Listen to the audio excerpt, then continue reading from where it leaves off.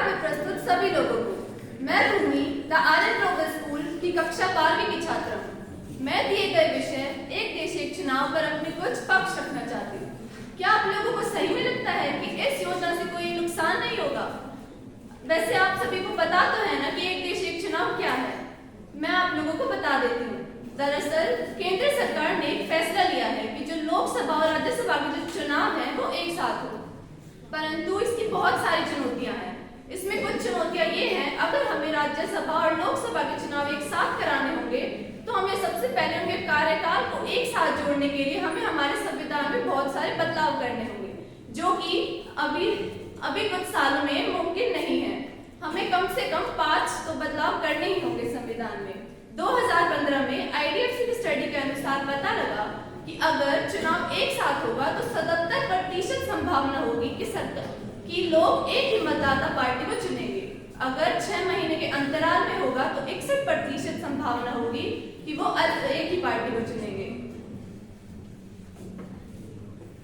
और अगर साथ में चुनाव होते हैं तो ये भी हो सकता है कि अब की राज्यसभा या विधानसभा अगर की एक दूसरे की आवाज एक दूसरे के सामने दब सकती है। जो इनके मुद्दे अलग अलग होते हैं। राज्यसभा के मुद्दे केंद्र में होते हैं और लोकसभा के मुद्दे वो खुद करते हैं।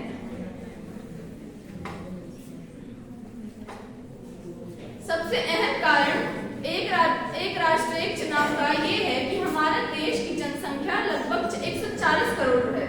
इसके लिए हमें बहुत सारी सुविधाओं की जरूरत होगी, जो कि अभी कुछ सालों में हम उपस्थित नहीं करवा सकते।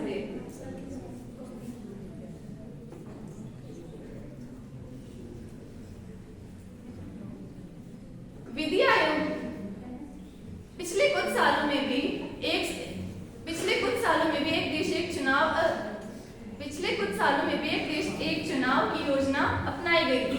दरअसल 1965 में एक देश एक चुनाव हुआ था, परंतु उसमें सरकार गिर जाने के कारण उसको हटा दिया गया।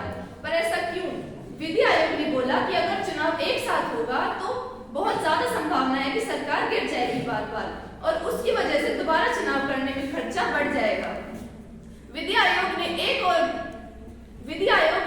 और हमें एक बात बताई है कि अगर साथ में चुनाव होते हैं तो बहुत सारी दिक्कतें होंगी। उसके लिए हमें अलग अलग चुनाव करवाने की आवश्यकता होगी।